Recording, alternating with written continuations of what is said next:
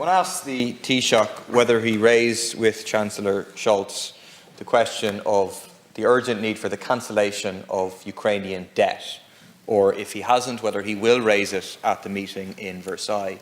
It's a demand from ordinary people in Ukraine for a cancellation of the debt, which is a crushing burden on the economy. The total foreign debt of Ukraine is $125 billion. Debt servicing expenditure for 2022 is expected to be around $6.2 billion. That's 12% of all state budgetary expenditure in the year. And the IMF component of that is about half. People of Ukraine are subject to a brutal austerity programme by virtue of an IMF so-called bailout. And people of Ukraine are saying that this debt absolutely needs to be cancelled, that's an immediate assistance that could be provided to the people. Will the Taoiseach raise this at the meeting in Versailles? In terms of, Deputy Boyd-Barrett raised the issue of Saudi Arabian oil as opposed to Russian oil. I think Deputy Cohn hit the nail on the head. It's not to choose, it's to end our dependency on fossil fuels and to end our dependency on Russian gas and oil in particular. Because there is a vulnerability. But look, I don't agree with your moral equivalence. The one country in the world that has wreaked terrible war on a people is Russia. You keep trying to qualify it, you keep trying to dilute it. Let's keep a singular focus now on Russia and what it's doing. Killing women and children. And stop coming in here every day trying to qualify it, having an each-way bet. It's appalling what I'm witnessing. I want to say this much. I hold no truck for any despot or any dictatorship regime.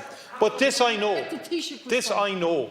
Europe is the most peaceful, the European Union is the most peaceful organisation on the international geopolitical landscape right now. Europe is the biggest donor to Ukraine right now. Europe is the biggest donor to Africa right now. Europe has been the biggest donor in terms of vaccines across the globe. Europe is playing its part, and all I hear here is attempts to try and undermine Europe's role. Now, the next objective has to be, my view in terms of what everybody has said here, the fundamental change, the lesson from this war is, it's clear as night follows day. We've got to double down on renewables.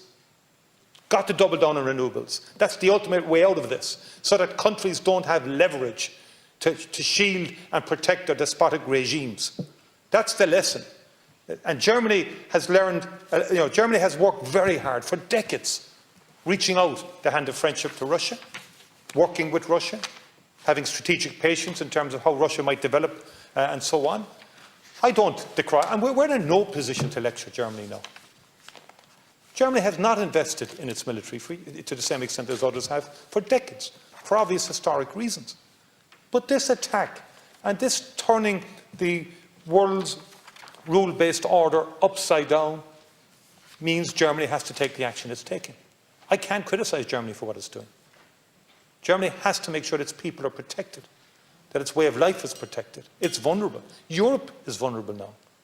If you look at the array of military hardware that was on display at sea, at air and on the ground by Russia in the last month or so, we have to wake up and smell the coffee. There are realities there. And I just want to say that I believe that Europe needs to work very hard on renewables, and that idea of a super pan-European renewable grid is something that will take time to develop, but it's something that Europe should focus on, and I will be raising it with European Commission and others. And the European Commission has said this, by the way, that when they look at the oil map or the energy map of Europe, the European Commission is saying the only way out is more renewables.